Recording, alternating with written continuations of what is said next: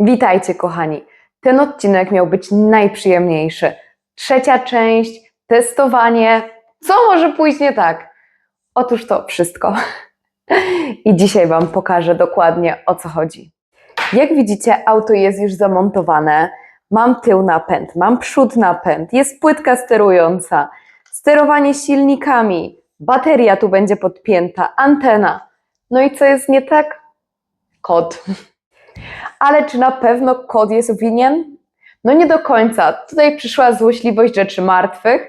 Mianowicie, moja płytka z joystickami jest uszkodzona. Przysparza ona wielu problemów i dopiero po jakimś czasie zorientowałam się, że to właśnie w niej jest problem. Jak widzicie, w ogóle ta płytka powinna być założona na moduł sterujący. Niestety nie może być, bo dochodzi do wszelkiego rodzaju zwarć. No po prostu jest to straszne. Mało tego, próbowałam nawet tutaj przylutować jeden pin, żeby wszystko grało. No nie, choćbym nie wiadomo jak się starała, to po prostu nie działa. Ten joystick nie działa. Zatem mogę ruszać tym. Natomiast jak wgrywam kod, żeby poruszać osią Y, czyli tył, przód, tak, jest wszystko ok. Jak sprawdzam na kodzie, żeby ruszać osią Y, czyli w boki, jest wszystko ok. A w momencie, kiedy ten joystick ma poruszać osią X i Y, dochodzi do jakiejś totalnej masakry. Naprawdę nie wiem, ile godzin już tu siedzę, no ale cóż, inaczej jeżeli nie spróbuję, nie nauczę się. No dobra, to przyszło na wielki test, mianowicie wgrywam nowy kod. No dobra. Na samym początku podpięłam antenę do naszej płytki sterującej, następnie wgrałam kod i sprawdziłam, czy antena jest sprawna, żeby wykluczyć ewentualne uszkodzenia na niej, czy też na płytce i żeby zobaczyć, czy wszystko jest poprawnie podpięte. W następnym kroku podpinam joystick do płytki sterującej i tak jak poprzednio wgrywam kod, żeby sprawdzić, czy wszystko działa poprawnie, czy nasz joystick jest sprawny. I takie działania krok po kroku eliminują błędy na późniejszych etapach. To, co widzimy, to mój moduł sterujący z anteną, czyli odbiornik naszego auta, natomiast tu jest nadajnik, czyli tak samo moduł sterujący, antena, z tą różnicą, że mamy jeszcze dodatkowo joystick, którym sterujemy.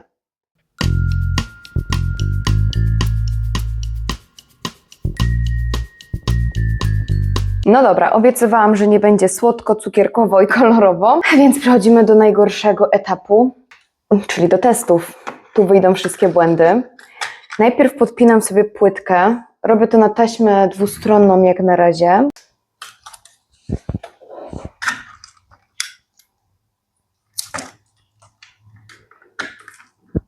No to tak, mamy podpięty silnik pod płytkę sterującą silnikami.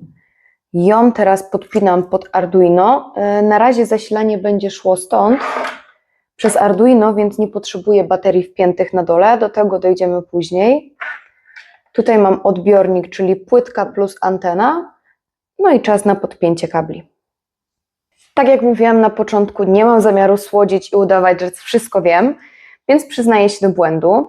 Mianowicie zasilanie z płytki sterującej było za słabe, więc dodałam koszyk baterii 4 razy 1,5.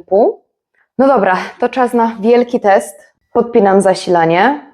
Świeci się światełko na płytce. Odpięły się piny. Jest zasilanie na płytce, jest zasilanie na drugiej płytce. Tu jest podpięty mój nadajnik. No to chwila prawdy. Powinien się ruszyć ten silnik. Jest te przewody. Przylutuję do silnika i zobaczcie, jaki będzie efekt. Szczerze, nawet nie wiecie, jak bardzo mam już dość tego auta. Jest z nim zdecydowanie więcej roboty niż myślałam. Jak na dobrego inżyniera przystało, szkołę druciarstwa opanowałam do perfekcji. Od razu przypomina mi się ten mem. Chcesz zapłacić tyle? Znam kogoś, kto zrobi ci za połowę ceny. To ja. Nie no, nie wygląda źle. Widzicie to? Koła nie dotykają ziemi, bo bateria wystaje za bardzo. Już było tak pięknie.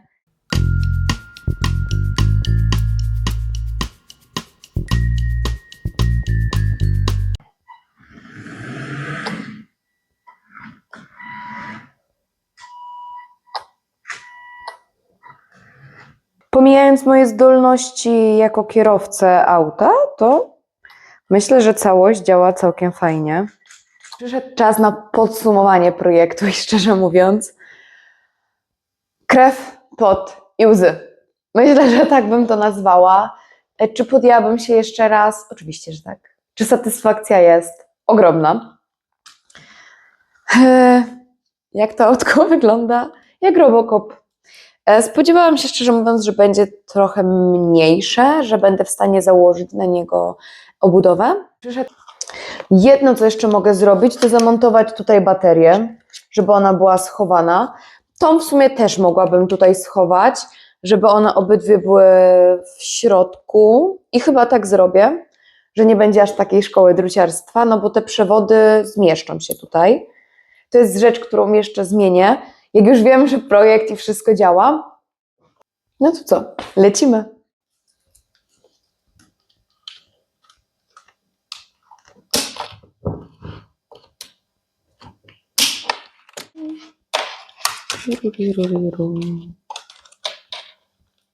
Nie przymontuję. No to co? Taśma izolacyjna.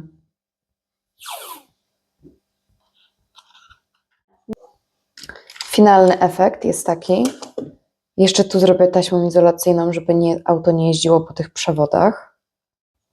Mam gotowe auto z odbiornikiem. Mam gotowy nadajnik do sterowania.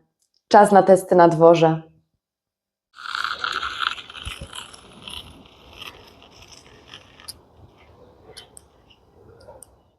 Na nierównym podłożu ma problemy, jak widzicie. O.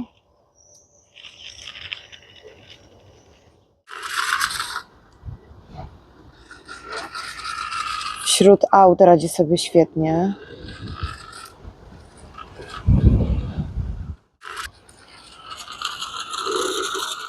Po tak ambitnym i wykańczającym projekcie zdecydowanie muszę się troszeczkę wyciszyć, więc postawię w następnym odcinku na coś powtarzającego się, relaksującego, niewymagającego aż takiego zastanawiania i szukania błędu. Zastanawiałam się nad bransoletkami z Muliny. Co wy na to? W dzisiejszym odcinku to już wszystko. Do zobaczenia za tydzień.